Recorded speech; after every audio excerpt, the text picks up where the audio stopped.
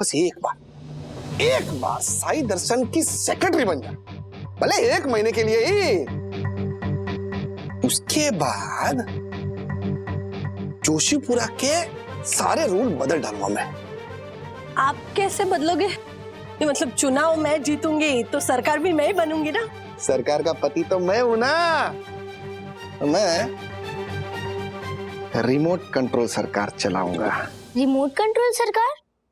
ये क्या होती है पापा? रिमोट कंट्रोल सरकार एक डेमोक्रेटिक देश के लिए बहुत ही खतरनाक चीज होती है ये रिमोट कंट्रोल सरकार। रिमोट कंट्रोल सरकार मतलब मान लो एक ऐसा उम्मीदवार जिसके ऊपर क्रिमिनल चार्जेस हों या किसी कारणवश वो खुद चुनाव नहीं लड़ पाता, लेकिन एक ऐसे उम्मीदवार को खड़ा करता है जो केवल नाम का उम्मीदवार होता है। अपने पावर, अपनी पॉपुलैरिटी का गलत इस्तेमाल करके वो नेता उस उम्मीदवार को जितवा तो देता है जो केवल नाम का उम्मीदवार होता है, बस सारे डिसीजन वो नेता खुद लेता है। मुझे तो ये समझ में नहीं आता, ये ऐसे डमी उम्मीदवार जीत कैसे जाते हैं? वोट कैसे पाते हैं? वोट कैसे पाते हैं? वोट कैसे पाते हैं? पाते हैं हम, पाते हैं। और वो वोट इसलिए पाते हैं क्योंकि कुछ लोग लालच के चलते अपना वोट बेच देते हैं और कुछ लोग वोट करने जाते ही नहीं है। खैर देखते हैं आज शाम क्या होता है, क्योंकि तीनों उम्मीदवार अपना अपना मैनिफेस्टो प्रस्तुत करने वाले हैं। हाँ, लेट्स सी। अब तीनों उम्मीदवार आप लोगों के सामने अपना अपना चुनावी घोषणा पत्र पढ़कर सुनाएंगे। तो सबसे पहले आ रही हैं ज्योति अग्रवाल। अरे क्या बात है, आजा आजा ज्योति, आजा आजा आजा। नमस्ते। ओ राजेश भाई, मैनिफेस्टो है? मैंने बनाया ये, बोल मेरे हैं, वो सिर्फ पढ़ रही है। मैनिफेस्टो क्या बात। भाइयों, बहनों और हर्षद, देखा मैं ज्योति अग्रवाल, साई दर्शन विकास मोर्चा की लीडर। अगर ये चुनाव जीतती हूँ तो हमारी सोसाइटी के मेंटेनेंस भरने वाले सदस्यों को 3 कैटेगरी में डिवाइड करूंगी। ए कैटेगरी जो हमेशा वक्त से समय पर अपना मेंटेनेंस भरते, बी कैटेगरी में इररेगुलर मेंटेनेंस भरने वाले लोगों को मैं रखूंगी, और जिन्होंने सालों से मेंटेनेंस नहीं भरा है उन्हें मैं सी कैटेगरी में रखूंगी। ये अच्छा है भाई, सरकार को भी ऐसे करना चाहिए। देखो, जो रेगुलर टैक्स पेयर है या इरेगुलर टैक्स पेयर है या नॉन टैक्स पेयर जो टैक्स भरते ही नहीं, इनका है ना ऐसा अलग से क्लास करना चाहिए सरकार को। मैं यही समझाने की कोशिश कर रहा हूँ। इन 3 कैटेगरियों में ए कैटेगरी को हमारी सोसाइटी के सारी फैसिलिटीज टॉप क्लास मिलेगी, बी कैटेगरी वालों को हमारी सारी फैसिलिटीज बॉटम क्लास मिलेगी, और सी कैटेगरी वालों को ये नो प्रायोरिटी पे मिलेगी, नो प्रायोरिटी। तो इससे क्या होगा कि सोसाइटी में लोग एडवांस में मेंटेनेंस भरने लगेंगे, कंपटीशन लगेगी आपस में जल्दी मेंटेनेंस भरने की, तो हमारे सोसाइटी की मेंटेनेंस की जो इनकम है वो ये हो जाएगी मल्टीप्लाई। हाँ, सेम टू सेम हो जाएगी।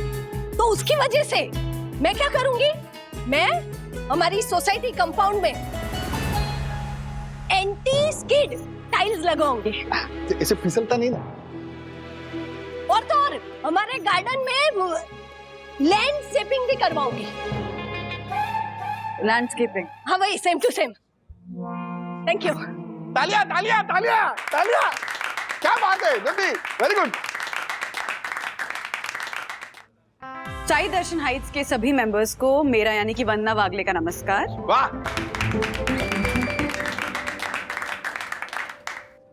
मेरी पार्टी का नाम है साई दर्शन विकास पार्टी और मेरी पार्टी का चिन्ह है अपवर्ड एरो, यानी कि वो चिन्ह जो दर्शाता है कि हम हमारी सोसाइटी के विकास को ऊपर की तरफ लेकर जाएंगे। आगे बढ़ाएंगे। और आज हमारी सोसाइटी की सुख सुविधाओं को बढ़ाने के लिए मैं हमारी पार्टी का मैनिफेस्टो आप सबके सामने पेश करती हूँ। हालांकि ज्योति अग्रवाल जी के मैनिफेस्टो में कही गई बात कि वो सोसाइटी के मेंबर्स को 3 पार्ट में डिवाइड करेंगे, इस बात से मैं पूरी तरह सहमत हूँ। अच्छा लगा, ठीक है, मैंने लिखा है। पर इन मेंबर्स को अलग अलग ट्रीटमेंट मिलेगा, इस बात का मैं सख्त विरोध करती हूँ। मेरे हिसाब से सोसाइटी के हर मेंबर को इक्वल अपॉर्चुनिटीज और इक्वल राइट्स मिलने चाहिए। अगर ऐसा कोई मेंबर है जो अपना मेंटेनेंस टाइम से पे नहीं कर पा रहा है, तो हो सकता है कि वो किसी आर्थिक परेशानी से गुजर रहा हो। हम सब ने देखा है कि कोविड के बाद ऐसे कई परिवार हैं, छोटे मोटे बिजनेस चलाने वाले परिवार या मिडिल क्लास परिवार, जिनको कई आर्थिक परेशानियों से गुजरना पड़ा है। इसलिए एज अ सोसाइटी हमारा फर्ज बनता है कि हम उन परिवारों की मदद कर सकें, उनसे जान पाएं उन्हें क्या परेशानियां हैं। इसके अलावा हमारी सोसाइटी में ऐसे कई परिवार होंगे जिनको सोसाइटी के किसी रूल या किसी रेगुलेशन से दिक्कत होगी, तो मैं वादा करती हूँ कि मैं ऐसे परिवारों से भी मिलूंगी, उनकी परेशानियों को जानूंगी, समझूंगी और उस परेशानी का समाधान निकालने की पूरी कोशिश करूंगी।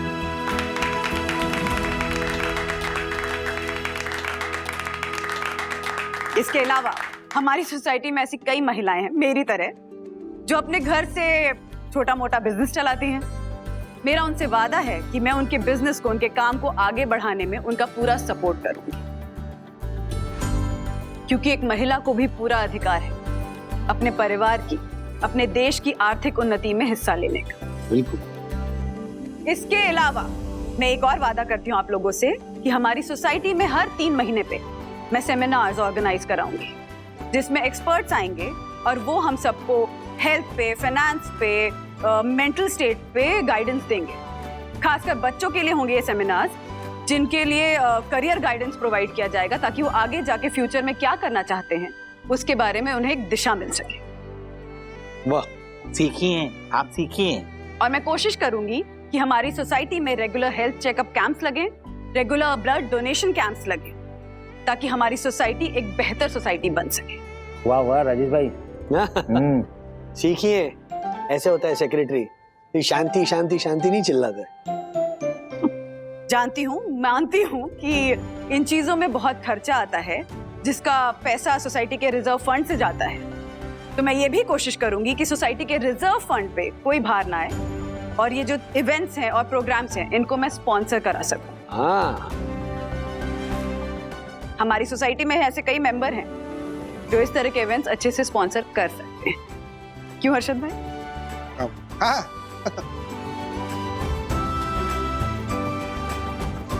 तो ये है मेरा छोटा सा मैनिफेस्टो।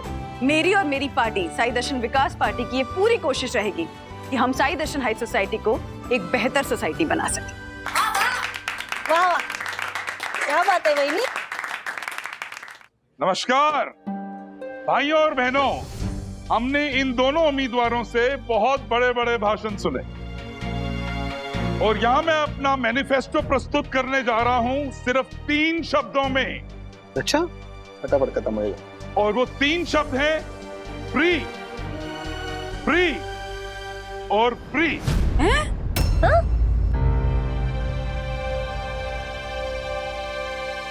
क्या फ्री? मेरी पार्टी का नाम है साई दर्शन समाज शक्ति पार्टी और उसका सिंबल है ये परसेंटेज। और इस सिंबल का एक ही लक्ष्य है, आप सब लोगों को 100% सब कुछ फ्री दिलवाना। चिंता मत करिए, मेरे पास बहुत से तरीके हैं ये करवाने के लिए। सोसाइटी के टेरेस पे मैं 4 से 5 मोबाइल कंपनियों के टावर लगवाऊंगा। लोड कितना पड़ेगा? और जो जगह बच जाएगी वहां पर मैं सोलर पैनल लगवाकर सब सोसाइटी मेंबर्स के लिए बिजली फ्री करवाऊंगा।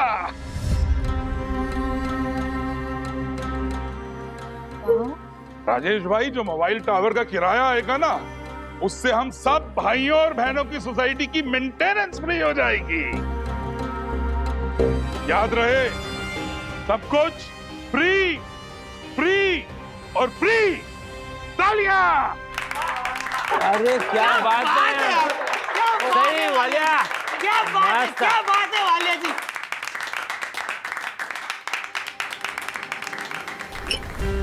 तुझे पता है इनका मैनिफेस्टो शिखर ने बनाया है। क्या? ये सब ना इम्प्रैक्टिकल वादे हैं गुनगुन। अरे पर सुनने में तो अच्छे लग रहे हैं ना, और वैसे भी शिखर ने बोला था बस एक बार सरकार बन जाए, फिर वादे तो लोग भूल ही जाते हैं। लेकिन ये गलत है। तालियां। हमारे नेता कैसा हो, रंजीत वालिया जैसा हो।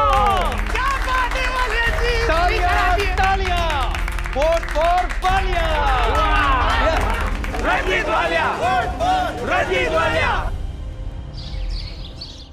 देखो देखो, सही क्या है गलत क्या है, इसका फैसला तो जनता के दरबार में ही होगा।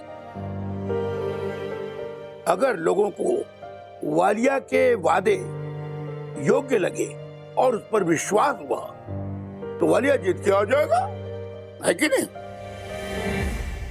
No no no no no काका, ऐसा हो ही नहीं सकता। मेरी प्यारी सोनाइट सोसाइटी की जनता इतनी मूर्ख नहीं है। देखो भाई, हालांकि ये वालिया आदमी मुझे पसंद नहीं है, लेकिन क्योंकि इस E4 इलेक्शन में राजेश भाव ने हम सब डोमेस्टिक वर्कर को शामिल किया है, तो अब तक जितना मैंने सुना है ना, सबको वालिया का फ्री वाला मैनिफेस्टो पसंद आया है। सॉरी वंदना बहनी, लेकिन मेरे और तिवारी जैसे लोअर मिडिल क्लास लोगों को अच्छा लगता है जब हमें कोई फ्री फ्री फ्री के वादे देता है। हाँ, लेकिन आशा ताई, ये जो वालिया अंकल के वादे हैं ना, वो इम्प्रैक्टिकल वादे हैं जो वो खुद भी कंप्लीट नहीं कर सकते। और अगर आगे जाके वो सेक्रेटरी बन भी गए ना, तो बोलेंगे कि सोसाइटी ने सपोर्ट नहीं किया, इसलिए ये वादे इम्प्लीमेंट नहीं कर सके। लेकिन मम्मा का जो मैनिफेस्टो है ना, वो एकदम बेस्ट है। सखी, हम आशा और तिवारी जी को इन्फ्लुएंस नहीं कर सकते हैं कि वो हमें ही वोट दें। उनको पूरा हक है कि वो अपने चुनिंदा कैंडिडेट को वोट देकर ऐसी सरकार चुने जो उन्हें लगता है कि उनके लिए काम करेगी। बराबर। बिल्कुल बिल्कुल, हम यहाँ पर जितना भी डिस्कशन कर ले, लेकिन फाइनली जिस कैंडिडेट को वोट देना है वो उसी कैंडिडेट को वोट देगा। अथर्व, तुम कह रहे थे ना कि जब तुम 18 के हो जाओगे तब तुम ड्राइविंग लाइसेंस लेना ज्यादा पसंद करोगे, ना कि वोट देना। हाँ, क्योंकि तुम्हें ऐसा लगता है कि तुम्हारे एक वोट से क्या फर्क पड़ेगा। तो एक काम करते हैं, कल इलेक्शन है, राइट, और सारे बच्चे भी वोट दे रहे हैं, तो मैं चाहता हूं कि तुम वोट ना दो। मैं दिखाना चाहता हूं तुम्हें कि तुम्हारे एक वोट ना देने से क्या फर्क पड़ता है।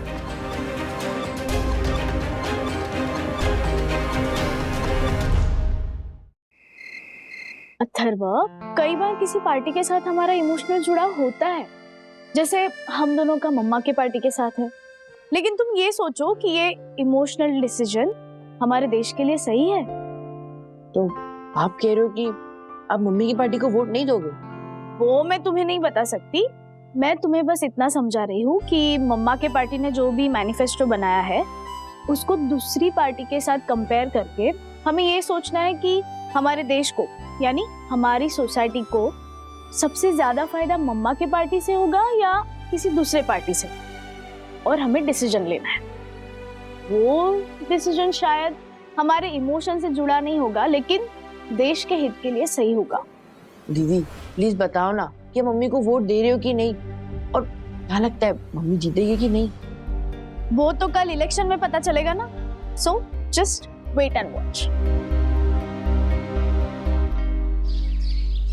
अरे हमारा नेता कैसा हो, रंजीत वालिया जैसा हो। हमारा नेता कैसा हो, रंजीत वालिया जैसा हो। हमारा नेता कैसा हो, रंजीत वालिया जैसा हो। एक मिनट, प्रचार खत्म हो चुका है, आज वोटिंग का दिन है, चलिए बैठ जाइए।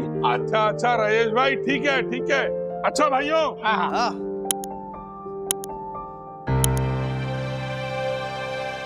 हाँ जी, वोटिंग की प्रक्रिया शुरू की जाए।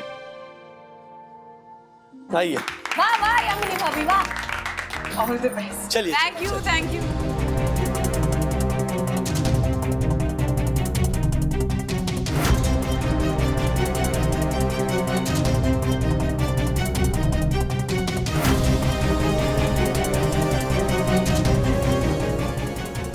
क्या हुआ आशा? थैंक यू मुझे भी साई दर्शन का हिस्सा मानने के लिए। ओहो,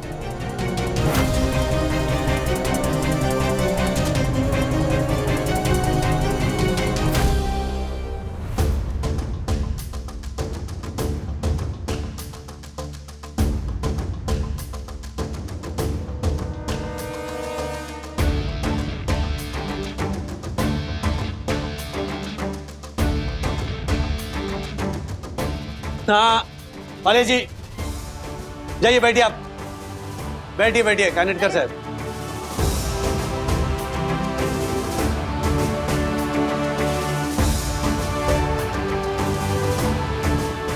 हर्षद भाई जाओ जाओ वोट करो वालिया जी को।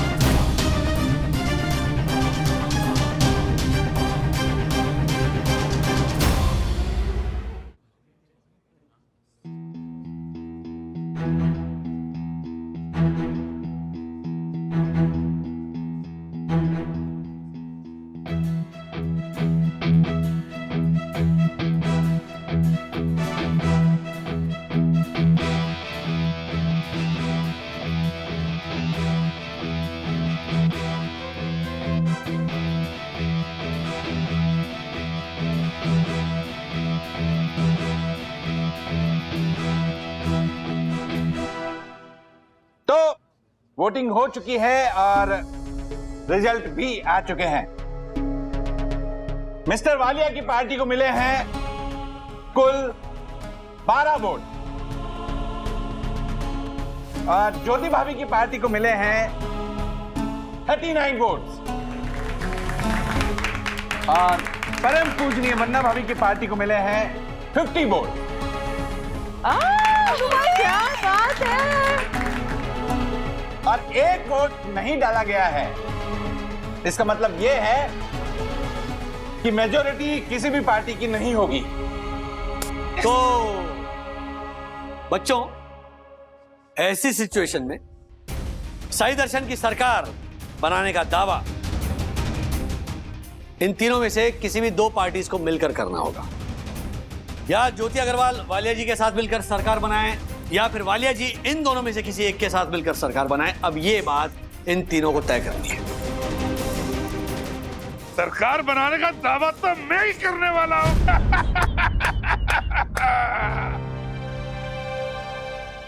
लेकिन वालिया अंकल आपके पास तो सिर्फ 12 वोट है और मम्मी या ज्योति आंटी में से कोई भी आपको सपोर्ट नहीं करेगा, है ना? तो फिर आप सरकार बनाने का दावा कैसे कर सकते हैं? अरे में क्या? What? बड़े बेसन में तलने पड़ेंगे? हाथ पे जाओ। बड़े साहब आपको तलने की बात हो रही है? जी नहीं नहीं नहीं नहीं नहीं हर्षद कह रहे हैं तो फिर से री इलेक्शन करने पड़ेंगे। नहीं नहीं मतलब री इलेक्शन करेंगे तो कॉन्स्टिपेशन हो जाएगी ना। कॉम्प्लिकेशन ज्योति बहन। हाँ वही सेम टू सेम। तो मैंने तय किया है कि मैं वालिया जी से बातचीत करूंगी और शायद हम एयरलाइंस बनाएंगे। अलायंस बनाएंगे। हाँ वही सेम टू सेम मतलब गठबंधन की सरकार बनाकर मैं अपना दावा पेश करूंगी।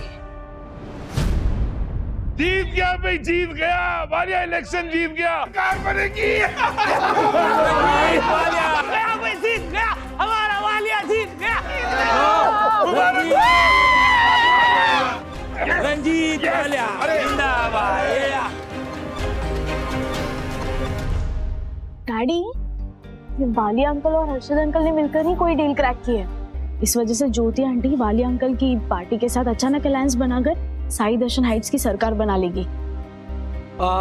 ये सब हुआ क्योंकि मम्मी की पार्टी को बहुमत यानी कि क्लियर मेजॉरिटी साबित करने के लिए एक वोट कम पड़ा जो अथर्व ने नहीं दिया।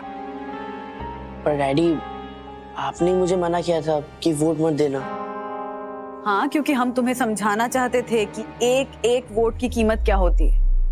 हमारे देश में ना कई बार ऐसा होता है कि जिस पार्टी को एक्चुअली सरकार बनानी चाहिए, मतलब मेजॉरिटी लोगों ने जिस पार्टी को वोट दिया है ताकि वो सरकार बना पाए, वो पार्टी सरकार इसलिए नहीं बना पाती क्योंकि उनके पास क्लियर मेजॉरिटी नहीं होती। फिर क्या होता है, बाकी की जो पार्टियां होती है ना, वो एक साथ मिलती हैं इस तरह और सरकार बना देती है। और ऐसी पार्टियां एक साथ आती है जिन्हें मेजॉरिटी जनता ने नहीं चुना होता है, लेकिन ऐसी सरकार उन पर थोपी जाती है। मैं समझ गया डैडी। मैं ना जब 18 का हो जाऊंगा तो ड्राइविंग लाइसेंस से पहले अपना वोटर आईडी बनाऊंगा। Good, very good. एंड आज के दिन मुझे पता चल गया कि मेरे एक वोट ना देने से जो मेजॉरिटी ऑफ द पीपल चाहते हैं कि ये पार्टी जीते, वो पार्टी नहीं जीतती है और कोई और जीती है, और उसकी वजह से हमारे देश को नुकसान होता है। Right. So I am sorry. सिर्फ आप ही नहीं अथर्व भैया, मैंने और वरुण भैया ने डिसाइड किया है कि जब हम वोट देने लायक हो जाएंगे तो हम अपना यह हक कभी नहीं छोड़ेंगे। ये और ब्रो, सच कहूं तो मुझे भी ना मम्मी और वाले अंकल की अलायंस वाली गवर्नमेंट नहीं चाहिए थी, लेकिन सिर्फ एक वोट की वजह से वंदना आंटी जीत नहीं पाई और मैं भी समझ गया कि हमारा एक वोट कितना इंपॉर्टेंट है। यस, और यही बात तुम बच्चों को समझाने के लिए ज्योति भाभी ने ये नाटक किया।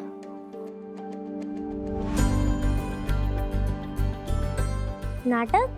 हाँ, और ज्योति बहन अब अपनी अंतर मन की आवाज सुन के कुछ ऐसा निर्णय लेने वाली है जिसकी ना हर्षद भाई को खबर है, ना उनके साथ डील क्रैक करने वाले वालिया जी को। ये क्या हो रहा है? मेरी तेरे से डील हुई थी ना कि हम 1 महीने की सरकार में डक्कू के सारे रूल्स को चेंज कर देंगे। मैं अपने रूल्स बनाऊंगा और तू अपने रूल्स बनाएगा। और अब सुन, लेकिन मुझे आपके रूल्स मंजूर नहीं है। मैं रिमोट कंट्रोल सरकार का हिस्सा नहीं बनना चाहती, और इसीलिए मैंने ये निर्णय लिया है कि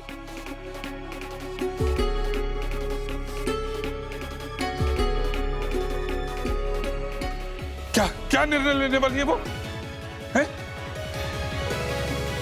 मैं ज्योति हर्षद अग्रवाल और मेरी पार्टी साई दर्शन विकास मोर्चा बिना किसी शर्त के वंदना वागले यानी साई दर्शन विकास पार्टी को समर्थन देते हैं, क्योंकि सोसाइटी के हित में चुना गया उनका रास्ता ज्यादा बेहतर है।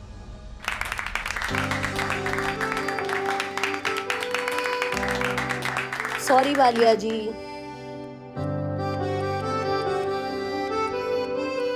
क्या बात है ज्योति, क्या बात है। अगर तू ये नहीं करती ना तो एंड मोमेंट पे मैं करने वाला था। ये सत्ता का खेल मैं करने वाला था। तो जो ओगो भाई, यामिनी भाभी, यहाँ हर्षद भाई तो पलट गए। हाँ बिल्कुल, मेरे सुपर हिट नाटक उल्टी ने मारी पलटी के हीरो की तरह। हर्षद! बाप रे! अबे वालिए, क्या हर्षद हैं?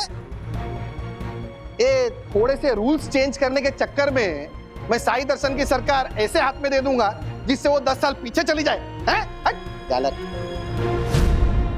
हो अर्शद भाई, आपको तो बहुत कंप्लेंट थी, है ना? इसीलिए तो आप हमारे देश के इलेक्शन में वोट नहीं देना चाहते थे। हाँ, कंप्लेंट थी, है और शायद हमेशा रहेगी। आजीज भाई, तो एक बात मैं समझ गया हूं कि कोई देश है ना परफेक्ट नहीं होता है, हमें उसे परफेक्ट करना पड़ता है, और उसमें हमारा सबसे बड़ा योगदान है वोट। मैं वोट दूंगा हमारे लोकतंत्र के लिए।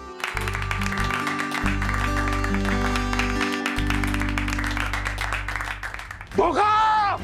हर्षद! धोखा! हाँ।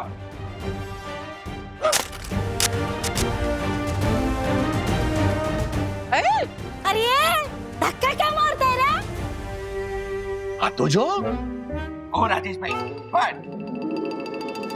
देखा इस वालिया को आपने देखा? मॉक इलेक्शन की हार को भी पचा नहीं पाया वालिया। जालर, आगे सोसाइटी का रियल इलेक्शन आ रहा है, तू संभालना। हाँ, ठीक है। पर सबसे पहले परम पूजनीय, परम आदरणीय सुंदर सन्नारी बन्ना भाभी को 1 महीने के लिए सेक्रेटरी पद पर स्थापित करने के लिए शपथ ग्रहण समारोह का आयोजन करना है। कक्कू भाई, मैं सिर्फ 1 महीने के लिए सेक्रेटरी बनी हूँ और फिर भी मतलब इन दिस सिचुएशन ऑल्सो काम आप ही को करना पड़ेगा क्योंकि मैं आपको अपना डेप्यूटी सेक्रेटरी नियुक्त करती हूँ। वाह! Oh my God! Thank you, बन्ना भाभी, thank you. पर आपको कम से कम लोकसभा का नहीं, I mean विधानसभा का नहीं, अब नगर सेवक का तो चुनाव लड़ना ही चाहिए। देखो वो सब बात मैं आ रहा हूँ वहां पे। तो दोस्तों, साई दर्शन की सरकार के इस मॉक इलेक्शन का आयोजन करने के पीछे मेरा जो मकसद था वो थोड़ा बहुत सफल हो गया है। वो तब पूरी तरह से सफल होगा जब असेंबली इलेक्शंस के दिन आप सब अपने अपने घरों से निकलकर अपना कीमती वोट डालोगे। याद रखिए, इलेक्शन के दिन को छुट्टी वाला दिन मत समझना, वरना आपके देश की छुट्टी हो जाएगी। अगर आप इस महान देश को मजबूत और सशक्त बनाना चाहते हैं तो प्लीज प्लीज अपना कीमती वोट जरूर डालिए। सही कहा। और आप सब ने हमारी साई दर्शन हाइट्स के मॉक इलेक्शन में पार्टिसिपेट किया, उसके लिए थैंक यू। और आप सभी से एक छोटी सी रिक्वेस्ट है कि इलेक्शन के टाइम पे वोट डालने चाहे कुछ भी हो जाए जरूर जाइएगा।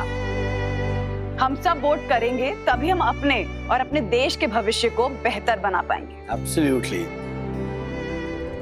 And first time voters, remember, to vote is not just your right, but it's your duty towards your nation.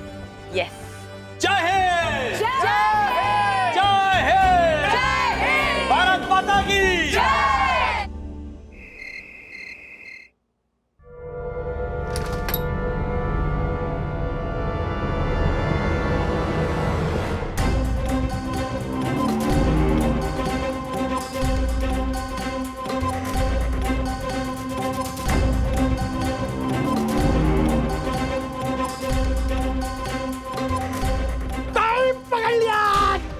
अरे जल्दी पुलिस को फोन करो।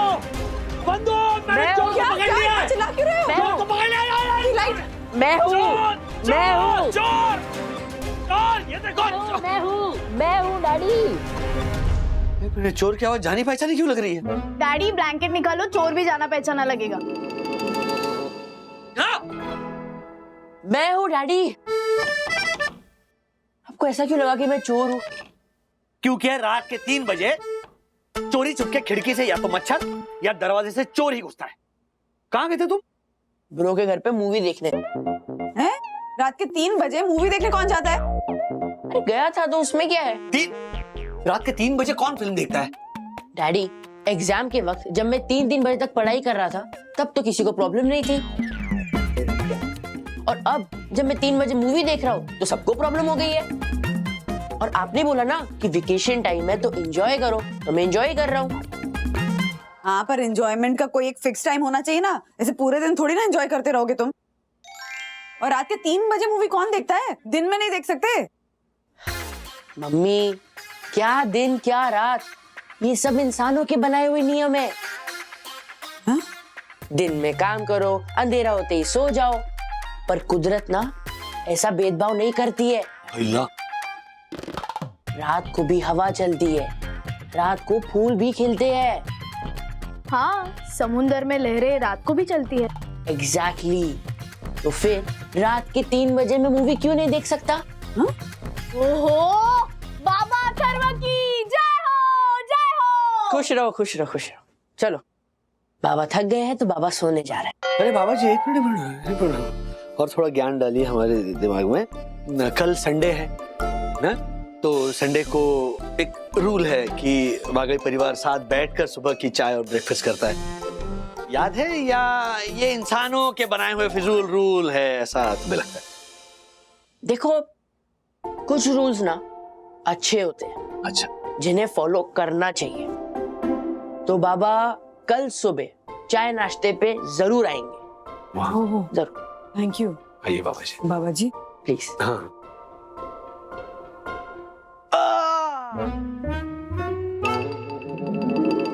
इसका वेकेशन भारी पड़ने वाला है, बाबा जी का कुछ करना पड़ेगा। डैडी छोटा है अथर्व, हाँ आ जाएगा डिसिप्लिन। ठीक है, गुड नाइट।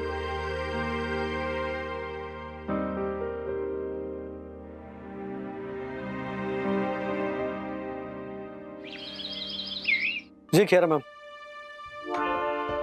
नहीं, प्रॉब्लम ये है कि हम अंडरस्टाफ्ड हैं। ओके, प्रॉब्लम सॉल्व हो सकती है, लेकिन एक आध इंटर्न अपॉइंट कर लेंगे ना तो बैकलॉग काफी हद तक कम हो जाएगा। मैं ढूंढता हूँ। हाँ, okay, I will see you tomorrow. Bye ma'am, bye.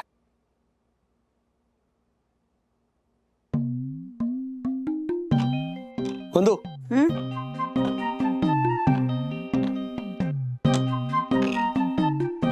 Good morning. Good morning. Good morning. Good morning. क्या बात है अथर्व, वादे का क्या पक्का है? तुमने कहा था, प्रॉमिस किया था कि नाश्ते पे मिलूंगा। बैंग ऑन, नाश्ते पे हाजिर है। क्या बात है? मैं कहा ना डैडी, एक बार मैंने कमिटमेंट कर दी तो कर दी। बिल्कुल, लेकिन एक छोटी सी प्रॉब्लम है। हमने सुबह का नाश्ता एक साथ करने के लिए कहा था, शाम का नाश्ता नहीं।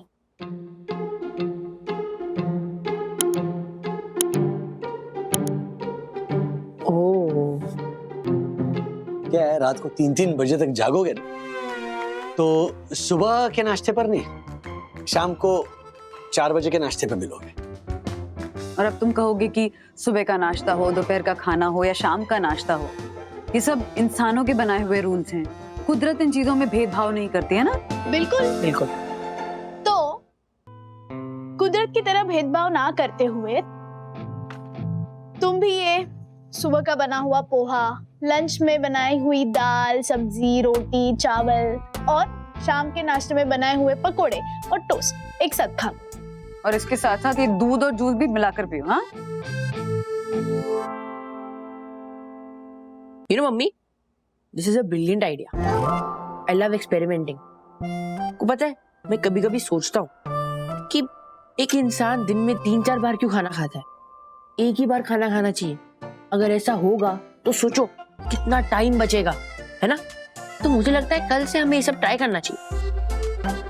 नहीं बेटा, क्या है ना, मुझे चाय और दाल फ्राई का जो स्वाद है ना, वो मिक्स नहीं करना है। अथर्व, हर एक चीज का एक वक्त होता है। अगर तुम वक्त की कदर नहीं करोगे तो वक्त तुम्हारी कदर नहीं करेगा। इंसानों को अरे आराम से खा, आराम से। अटकेगा खाना। टाइम नहीं है। टाइम नहीं है बेटा, टाइम ही टाइम है तुम्हारे पास। हाँ। नहीं है डैडी, अभी मुझे 3 घंटे नीचे क्रिकेट खेलना है, फिर 1 घंटे फुटबॉल खेलना है, फिर घर आके मेरे फेवरेट सुपर हीरो की मूवी भी देखनी है। क्या चलो, कहीं नहीं जा रहे तो अरे खाना फिनिश करो पहले। अरे नहीं मम्मी, मुझे जाना है, मैं लेट हो रहा हूँ। अरे नहाए नहीं हो, कल से पहले नहाओ। मैं एवरी डे ना एग्जाम के वक्त नहाता था, लेकिन अब मुझे वेकेशंस में नहीं नहाना है। यू नो, मुझे नई चीज एक्सपेरिमेंट करनी है। I like experiments. बाय। अभी सीरियस बोलोगे कुछ? अथर्व अजीब लड़का है, बोलो अभी, बोलो उसको। Enjoy your vacation Atharva. ना इस लड़के को टाइम की कदर है, ना डिसिप्लिन की कदर है, ना रूल्स की कदर है, किसी चीज की कदर नहीं है। मम्मा, छोटा है वो अभी। छोटा है? हाँ, कॉलेज शुरू होगा, रूटीन चालू हो जाएगा, उसके बाद अपने आप डिसिप्लिन आ जाएगा। तब तक बहुत देर हो चुकी होगी। ये देखो, इसका खाना पीना सोना, ये एंजॉयमेंट के चक्कर में ना सब कुछ कॉम्प्रोमाइज हो रहा है और इससे हेल्थ पर भी असर पड़ता है। अथर्व को रूटीन में लाना होगा, कुछ करना पड़ेगा।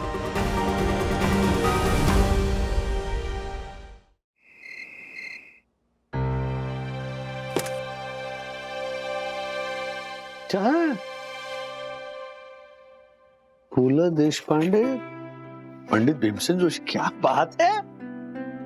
हाय, ये क्या खजाना है? ये किस खुशी में निकला बाहर? राजू, तेरे पापा ने ना ये सारा खजाना अलमारी से निकालने के लिए कहा था मुझे, ताकि अथर्व वेकेशन में कुछ पढ़े, कुछ म्यूजिक सुने, शायद कुछ अकल आ जाए। नहीं, पर अथर्वा ने कहा था कि वो आएगा, ये सारी किताबें पढ़ेगा और संगीत सुनेगा, लेकिन वो आया ही नहीं।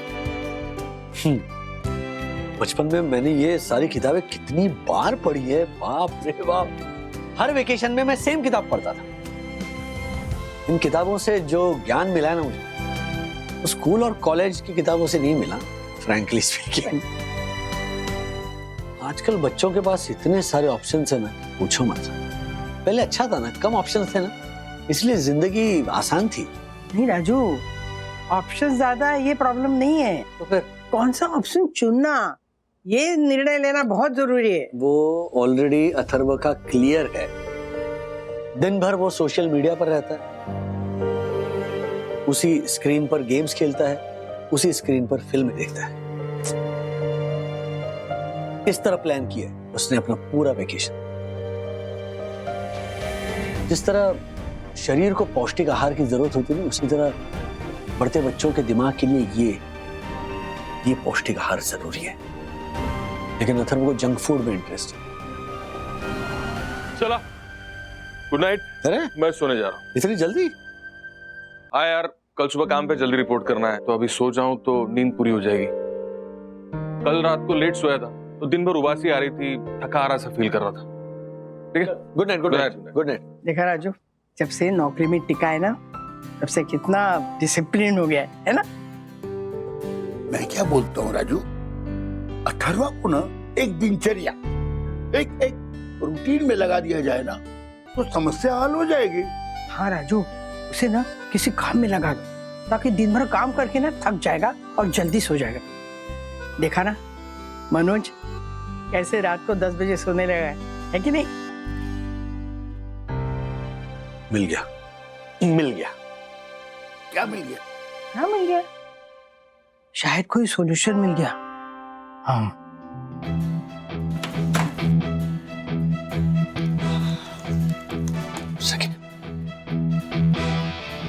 अथर्वा, मेरी बात सुनो। सुन रहा हूँ, बोलिए।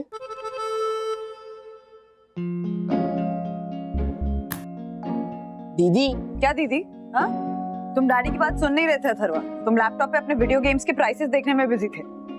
आंखें मेरी लैपटॉप की तरफ थी, पर कान डैडी की तरफ ही थे। अच्छा चलो बोलिए।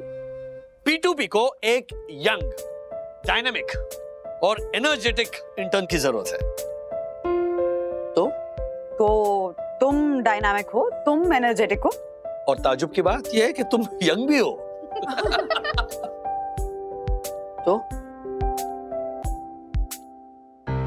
तो मैं विद्युत को इंटर्न बना देता हूं। ओह, ग्रेट आइडिया। चलो। क्या ग्रेट आइडिया? डैडी तुझे उनकी कंपनी में इंटर्न बनाने की सोच रहे हैं बुद्धू। मैं इंटर्न? क्यों? ताकि तुम मेरा हाथ बटा पाओ। तुम्हारे वेकेशन चल रहे हैं? तुम्हें बिजनेस का शौक है, उसी बहाने तुम्हें बिजनेस का एक्सपीरियंस मिल जाएगा। सी, कॉलेज में डैडी, एक्सपीरियंस ना आगे कभी ना कभी मिल जाता है, पर 10th स्टैंडर्ड के बाद जो वेकेशन आता है ना, वो वेकेशन लाइफ में सिर्फ एक बार आता है। तो अभी मैं वो एंजॉय कर रहा हूँ।